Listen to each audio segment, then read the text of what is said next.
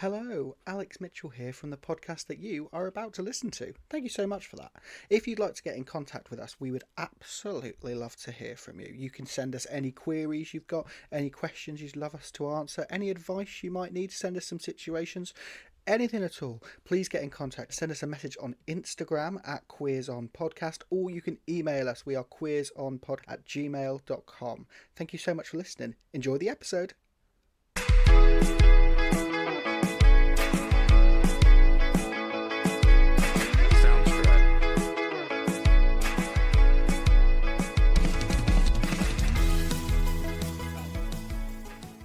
Hello and welcome back to the Queers On podcast. Today we are joined by a very special guest and I'm very excited to have them on the podcast. I've been a big fan for a while. I'm going to do my best fanboy out. I'm very excited. Please welcome to the podcast, Joe Sutherland. Thank you for joining us. Hello. Thank you so much for joining us. Honestly, it's absolutely fantastic. When we start this podcast, when we have a guest, we like to start by asking two questions. And the first thing we ask is, where are you and what are you drinking? That's our first question. Oh, I'm at home in my house in London, my little pink office room, and I'm drinking. I've got coffee that was made. One of our housemates got like a proper espresso machine for Christmas. Nice. So I'm having about fancy. 4 double espresso long blacks a day. Wow. That is that's heavy. That is hefty. And the other question we ask comes from Hollie. Hollie, would you like to? So are you familiar with Tom and Jerry? Yeah. The cartoon characters. Okay. So this question comes from I'll ask you the question and I'll tell you where this has come from. And it's going to incriminate Alex a little bit. So how do you think Tom from Tom and Jerry identifies? What's his sexual orientation? Okay. Tom is the cat. Well, so funny you should bring this up. Something is in the ether because I just scrolled past a post that blew my mind the other day. Like somebody kind of either reminding us or false information. I don't know. I didn't bother to dig any deeper because it's the internet. Why bother? Somebody said that the whole point of Tom and Jerry is that Tom is not a very good house cat. Tom is not good at catching mice, so Tom and Jerry pretend to be enemies so that Tom doesn't get replaced by their owner. And that, like, I couldn't remember that being the case, but it makes perfect sense, surely. Yeah. Oh. And that's a really awful look into their relationship. Yeah. He's so desperate for validation. He's got to be bad at catching mice. That's so sad. Keeps it spicy, I suppose. I mean, that is, yeah, I guess so. I mean, that kind of, that, you know, each to their own is what I'd say to that. That's changed my childhood quite a lot, having that theory there. So, sexual orientation wise? I think Tom has the capacity to be kind of pan. Yes, agree. But like not in a like a definitive like flag bearing way. I think is perhaps like yet to do the digging necessary.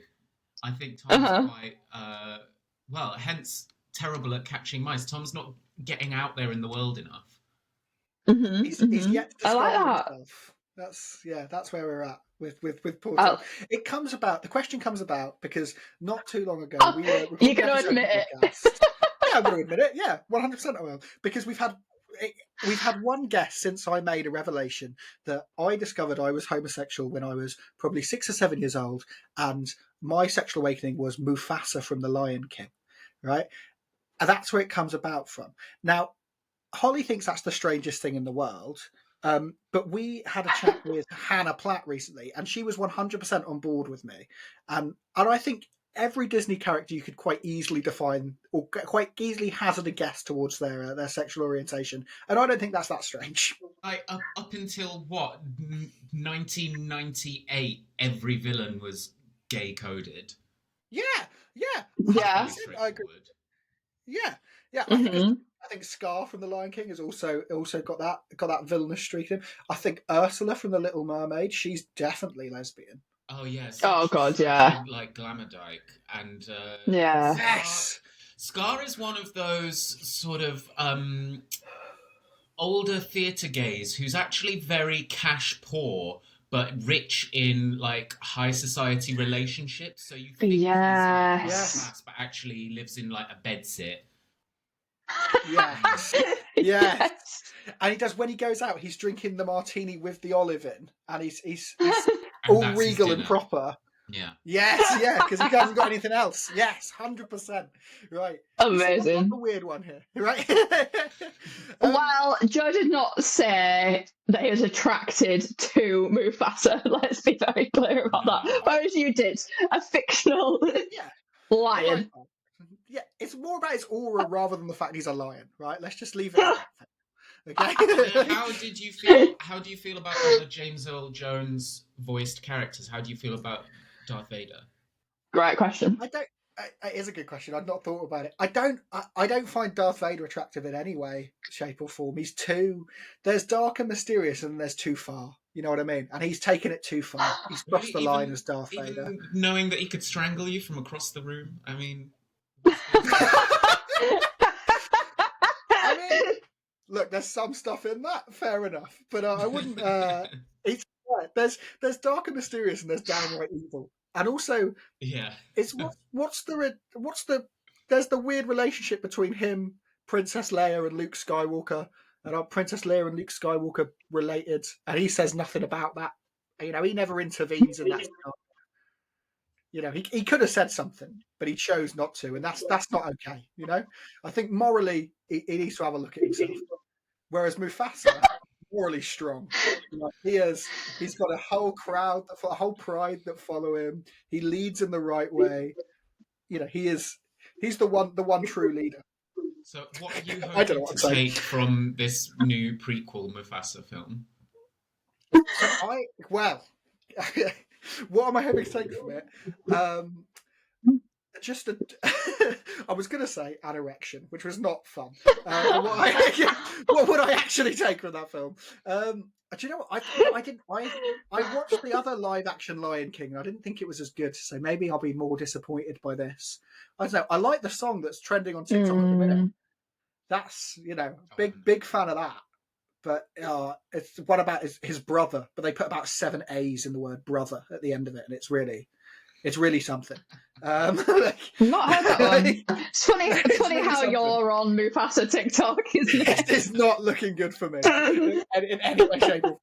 My entire TikTok is just traps. That's all I've got. Your algorithm. Anyway, let's move away from that quite quickly. So,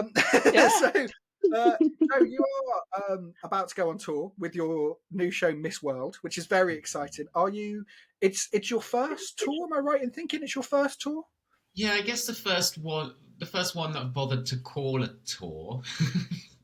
Yeah, that's fair enough. You know, you could easily end up like having a show that you do in a number of places, but because you didn't sort of package it and market it as that, it's just like, well, I did a show every now and again. So this is the first time that it's like, boom, it starts now and then it rolls on and on and on. Nice. And are you looking forward to it? Are you excited about it? Is there anything you're sort of more nervous about, or? No, it's gonna be a real fun time. Is it finished yet? No. Will it be really good? Yes. That's all we need. Yeah, so I'm just excited to do it in lots of little stages. So we're starting with a small leg in the UK. That'll be like, it's about 10 dates. We've still got 1 or 2 more to confirm. And then, looking at the summer, doing festivals, maybe across Europe. Although... Ooh, that's exciting. Ooh. Now we're in the blue passport era. Of course. and then beyond, yeah. Nice. No, that's really exciting. Exciting. And I've got to say, I've read the press release for your show because it was sent over to me, and it is one of the greatest press releases I've ever read.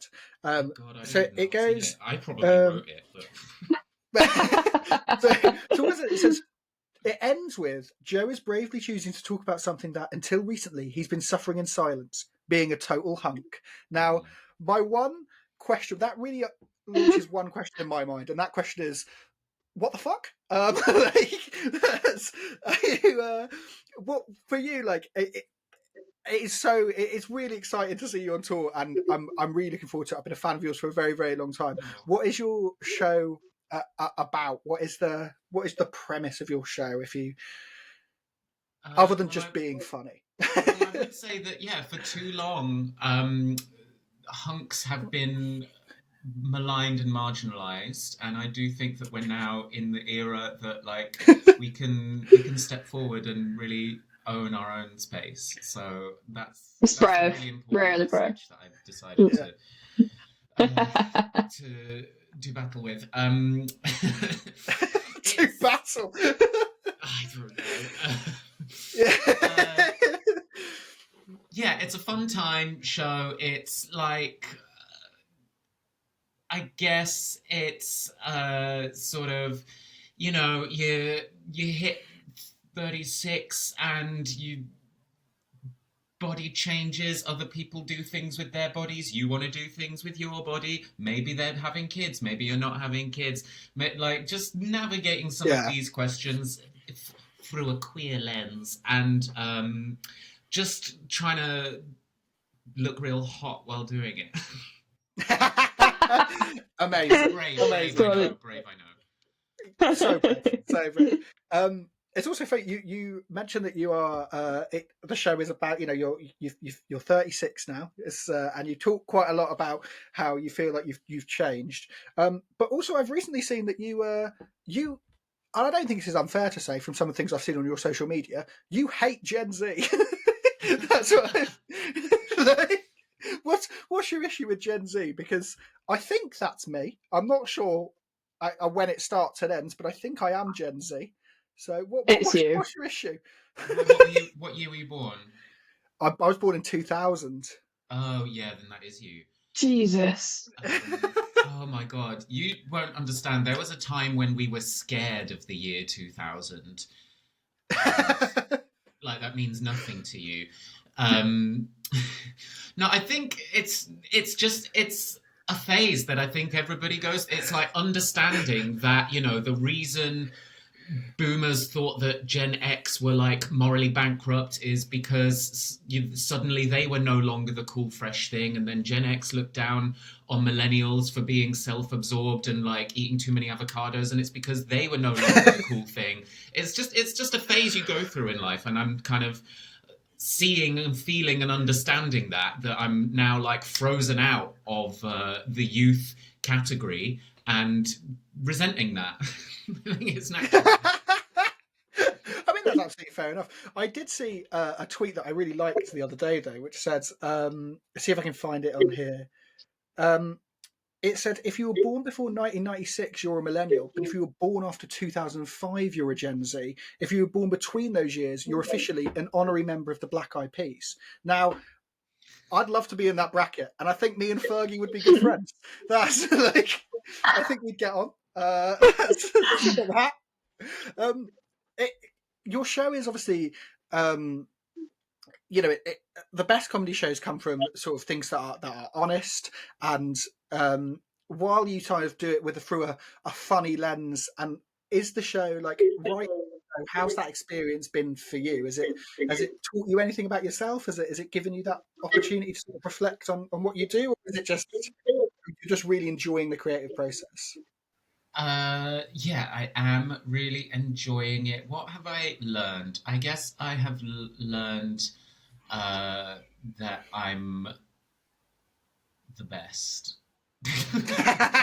Yes, there is. I can't say too much right now, but it is a masterpiece.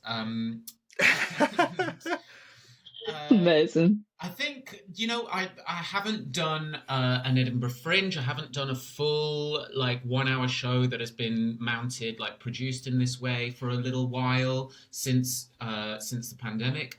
And Oh wow, so okay. doing it doing it now when I feel like I have a nice humble online presence and community, so feeling like I get like amazing support and feedback from a bunch of gays online has allowed me to just like do a show that is for them, for me, for God, the gays, thems, girls, and not. Yeah, sometimes when you're getting prepped for like an Edinburgh Fringe show, you're doing it at the same time as all your peers, and so you're kind of aware of like other things that are going on, and you can get a bit hoodwinked by trends or things that you think you're supposed to be doing. And just doing this one for me is a lot of fun because it just allows me to go off in the directions I want to go, which I would probably have been too scared to before, which is like just celebrating everything that I was ever told was shallow, and just saying like, "How dare you? That's my actual personality." So let's celebrate that. Love that. No, that's great. Love that. Are you enjoying, like, do you enjoy writing in terms of writing a show or just writing any sort of routines and sets? Do you enjoy the writing process? No. Absolutely fair enough. No, that's a lie. I love writing jokes. I love the Yeah. small tiny bits. So I love when like you're like turning something over in your head and a word combination just clicks.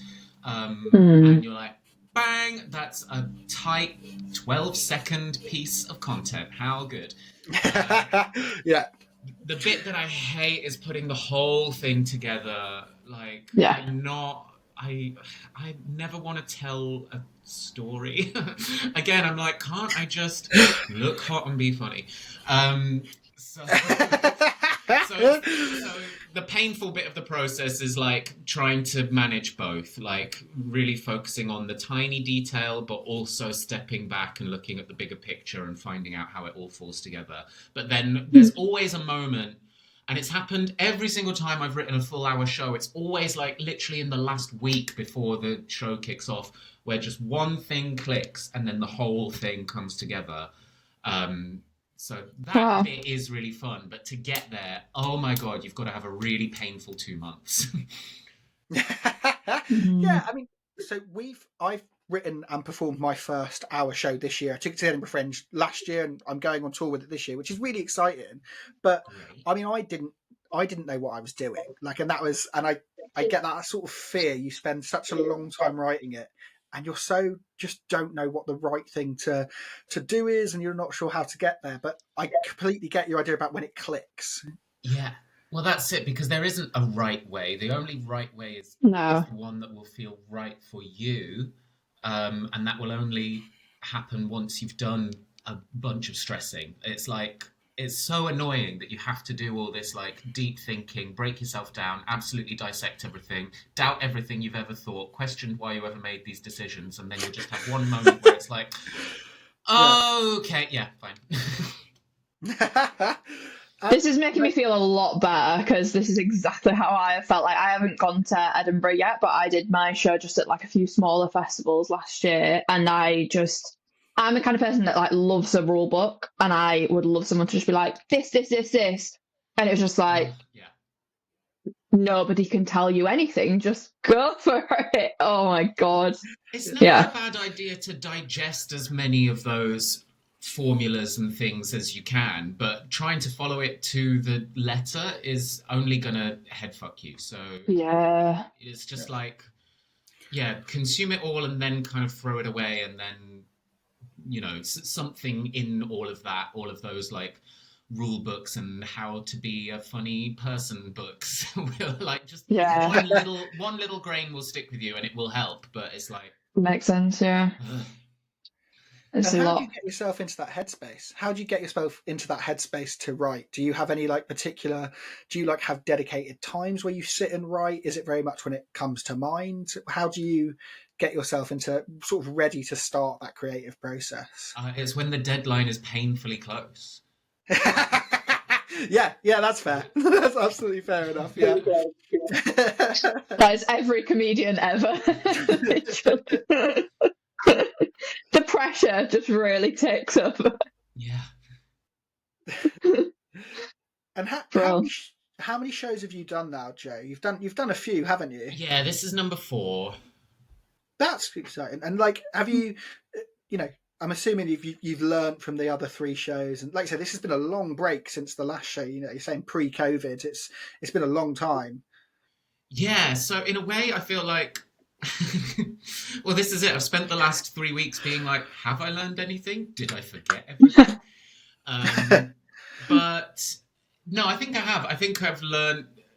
Yeah, it's those annoying things that sometimes you get to a point where you've like learned a few lessons and you're like, God, I wish I could have learned this quicker. But the only way to learn it was to do it at least 3 times and like put yourself through the pressure and just like build up. So much of it's just confidence. It's just like have the confidence to deliver the thing that you think like, well, that's me. That's funny. Rather Yeah. than like, oh, I've got to do it like this because this person doesn't like this, or like, oh, because these reviewers think that this is the valid thing. Fuck them. Um, I have that with reviewers all the time. Like, I genuinely have to get myself into a headspace where I'm not, when I'm writing something, the number of times I think in my head, but what would Steve Bennett think of this? Is just so annoying that, like, and I genuinely have to fight myself and go, it's not for him. It's not for no, reviewers. It's, no. yeah, it's for an audience. It's for me as well. A lot of, Mm, I want to be happy with what I've written and proud of what I've written. And sometimes when I find myself writing for a reviewer, I end up going, like, I don't enjoy this as much. It's yeah, not it as won't sit fun. on your soul properly. It'll always feel a bit icky. Yeah, 100%. And it's really nice to hear as well, because it is so much of it's about confidence, and we do have people sort of listening who want to get into performance, whether that be stand up or drag or lots of other things, and so much of it is confidence and where that sort of comes from. I mean, it took my first year of doing stand up. I tell the story where every time before I get on stage, I was physically unwell because I Yeah. was that nervous doing stand up. But I absolutely love it, and the nerves are what makes it what it is. Like, the moment I don't get nervous is the moment I'll think about stopping, Mm. because I just won't enjoy it as much. Yeah, I hate that my best gigs are when I'm in a terrible mood. There's Yes. something about like something will be going a little bit wrong, or I'll just be like a bit annoyed that I'm there, and I get that. Yeah. then that anger just channels into like a laser focus, and Yeah. knock it out the park. I, Yeah. I've got to go to Leicester straight after this, and I resent the fact I've got to go to Leicester from Leeds. Like, why? But it's just one of those ones where hopefully by the time I get there, I'll be in that headspace as well, where I'll be so just like, I don't want to be here, or I'll be so grumpy that I'll just knock it out of the park. That's what you want, because I think when you get any of that heightened emotion, it does like heighten performance 100%. Mhm. Uh, we did a gig recently together. Do you remember the one in York? It was just before Christmas, wasn't it? Yes. And I got on like something had happened that day, which I won't go into detail about, that had made me. So I was going on about like not wanting kids and why I don't want kids, and all my friends are like reproducing for an unknown reason.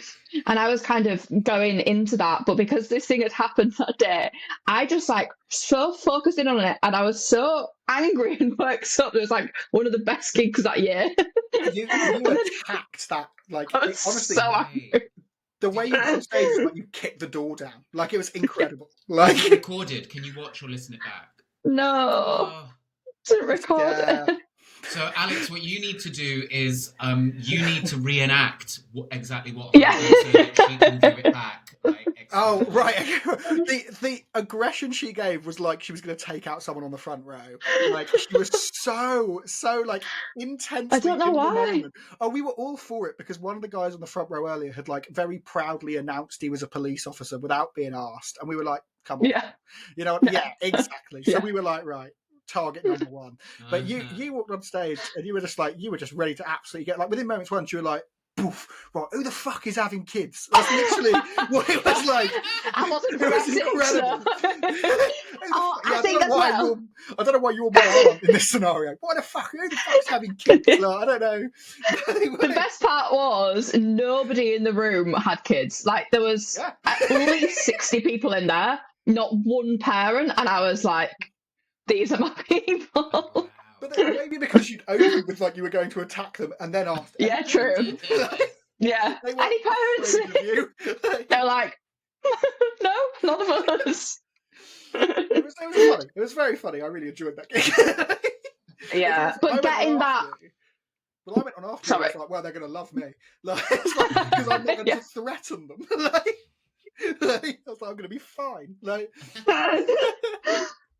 getting that heightened emotion, though, I think really helps. But being able to channel that without something external is a massive talent that I do not have.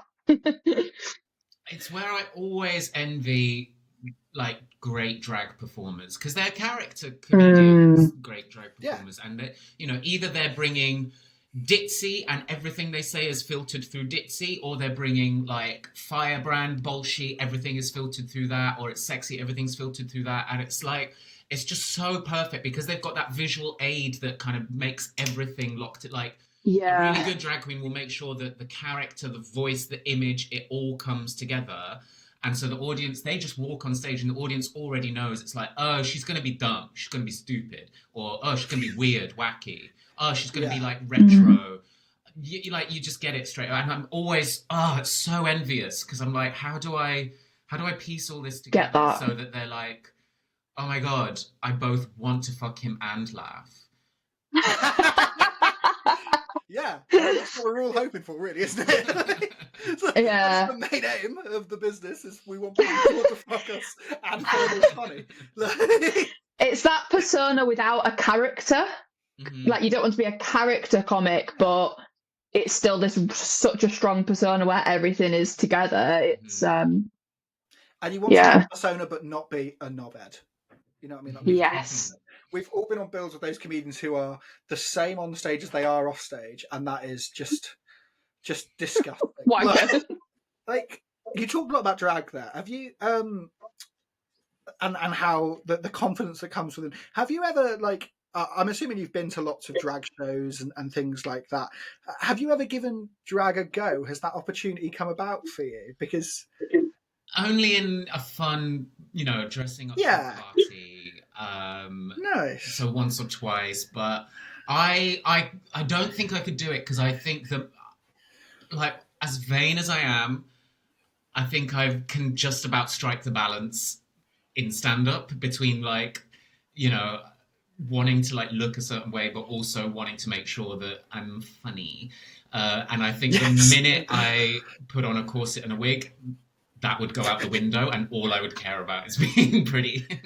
I think it would all fall to pieces. It would be my downfall. I'd be, what's his name, falling into his own reflection and drowning. So I don't think it's good for me. Narcissus, that's the one. Narcissus, yes. Oh, yes, yeah. Narcissa. That's the drag name. Done. Yeah, that's a brilliant drag name. Yeah, there we go. Because I say, like, one of my biggest regrets in terms of things I've been offered and not taken up was I had an offer to do a show where they wanted you to come and do stand-up, but you also got to work with a drag queen beforehand and you do the show in drag, and they'd paid for it all and stuff, and I panicked at the last minute and went, oh no, I can't do this. And it's one of my biggest regrets in comedy, because I'd like to say I gave it a go, like, you know what I mean, and just have someone who actually knows what they're doing make me look fucking amazing would have been so good. Like, try as they might in the belt, like, drag isn't going anywhere, so that will come back. That's to you, true. I'm sure.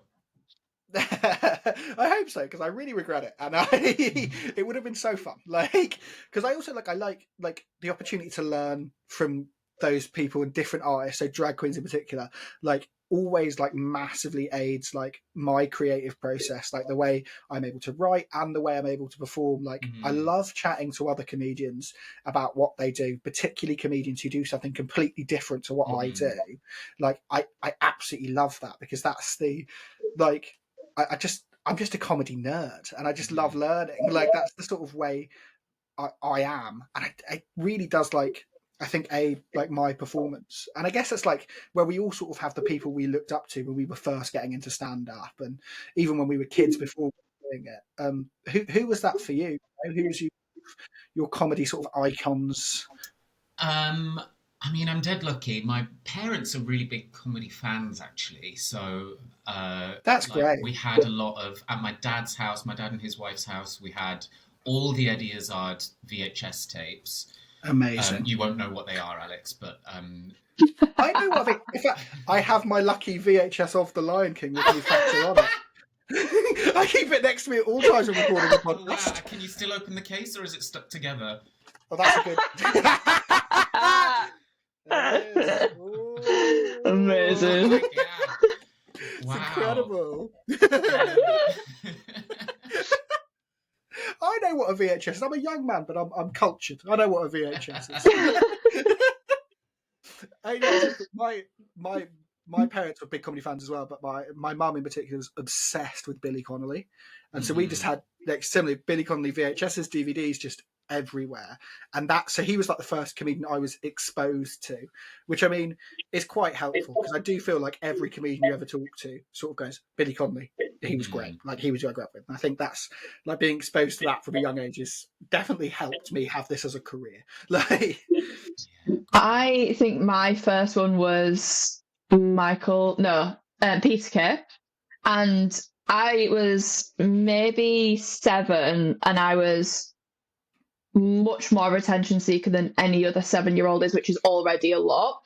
And I remember like being in the lounge, and my family, it was at Christmas time, and all my family were watching it, and I was the youngest of the family, and everyone was laughing at it, and I was so angry about him getting attention and me not being the funny one for a minute, and I didn't understand any of the jokes either, so I was just like, fuck it. I probably didn't say properly, but then I just like left the room. I was just so angry. That's my villain origin story. My mum once, as a weird little gift, apropos of nothing, she just printed out like about 10 pages of Peter Kay one-liners on A4 paper and just gave them to me to take into secondary school. And I remember it's secondary school. Oh dear. Oh bless you. Sitting and reading them in the canteen. A couple of friends, and most of them were just like, what's this? This is all just like shit old man jokes. But my friend Rosie was like, no, this is great. This is genius. And she's now a very talented novelist. She has her debut novel coming out this year. So it was like, talent saw talent. We had a connection over this. Everyone else was like, I don't get it. It's just old man stuff. And we were like, no, it's like you've got to. It's funny because it's stupid, but also it's not for you. Oh, it's really funny. I mean, also that was a wonderful game of spot which one of us is the most northern. I like Peter Kay, and when I was 7, I wanted to be the centre of attention. It's like, oh, okay. Yeah, fair enough. So, Joe, your tour starts very, very soon. Where can people get tickets to see your tour? If you go to my website, joesutherland.co.uk, there's a page with all of the ticket links on there. Or, Google it. Yeah, Google it. Why are you coming to us for information? Results. It's fine. Don't look to us for useful information. Just Google it. That's the motto of this podcast. Thank you so much for coming on, Joe. I hope you have an amazing time on tour. I'm really looking forward to it because you're coming to Leeds, and I'm going to come see you in Leeds. It's going to be really exciting. So yeah, I'm very, very much looking forward to it. Thank you so much for coming on the podcast and giving us your time. We really, really appreciate it. Thanks, Joe. Yeah, thank you so much for coming on, and thank you everybody else for listening. This has been the Queers On podcast. We'll see you next week. Bye. Bye.